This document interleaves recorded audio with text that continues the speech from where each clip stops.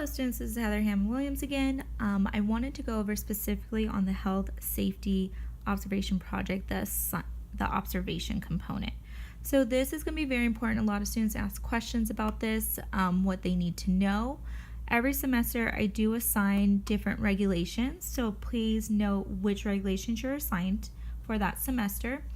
I will not accept ones that are not assigned. You have to focus on the ones I provide.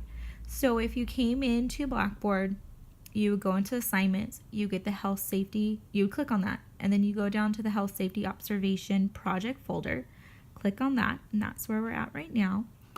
I had developed a PowerPoint to help students with some of the things to look for in the observation. That's called the helpful tips on health and safety regulation observations. You would click on that. I already have it pulled up, so I'm going to pull it up. What you're going to be looking at, let me make this big for you. Hopefully you can see it better this way. What you're going to be looking at is, often I have students ask me, what am I looking for? You're telling me the daily health check. What exactly do I look for?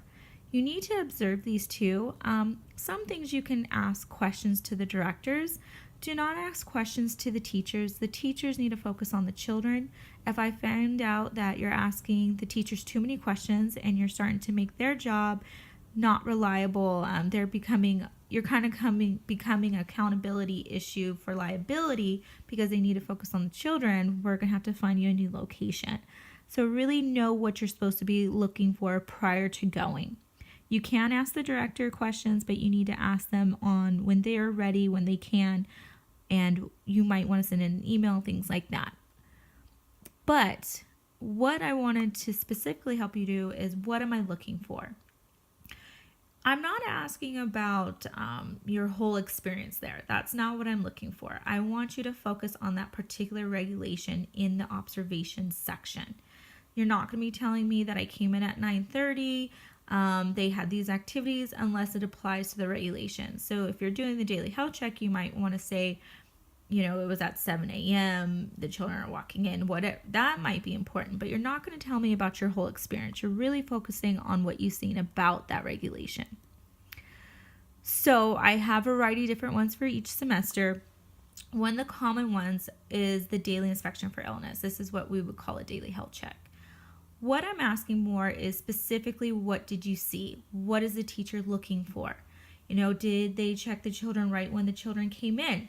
Some centers don't even allow the child to come into the classroom until they've done the daily health check. Some will allow them to come into the classroom. They might have to go wash their hands. Everything is different. I want you to tell me a descriptive, factual, objective way on how this was done. Tell me what they were looking for. So did they check their hair? Did they have them open their mouth? That's usually to tell if they brush their teeth. What are they looking for? Are they looking at their eyes? Did they touch their head just to make sure they have a fever? Often if a child is absent the day before, the teacher's going to ask, are we feeling better? You need to quote the teachers. That's very important in your observations. Quote as much as you can, because if you're just stating things, it would be subjective. So to make it objective, you would quote the teacher. You would really talk about, how do they do this? Some schools will even sing songs. Some have an exact procedure that they follow. I posted a video of my daughter kind of doing one. Her school does her teacher is great.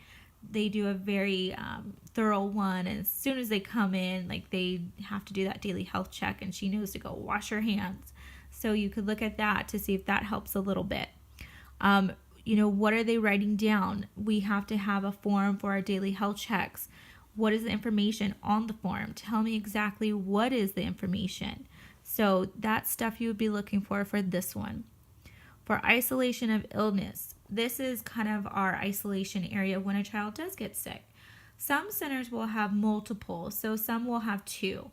One might be in the classroom when the child just kind of has a tummy ache and it's not really contagious. We might call it a cozy area. I want you to really describe this in detail and be descriptive. Do they have pillows? How many pillows do they have? Do they have a mat? Is it by the reading area? Does it have a soft blanket? Tell me the colors. I want descriptives.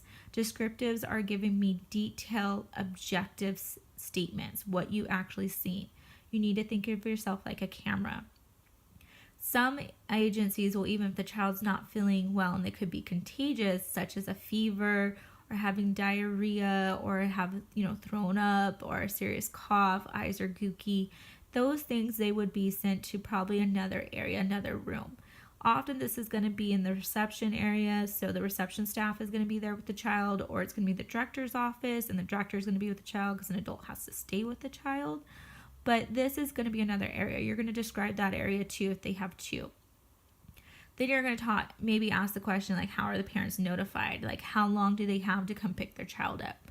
A standard time is usually an hour, but every center is going to be different. They're then ask about, who's going to be picking up, what does this isolation area look for? When is it cleaned up? Usually they're going to clean it right afterwards because we don't want other children to get, sick. Related health services, you could kind of look over that. Where is the first aid kit located? What's in it?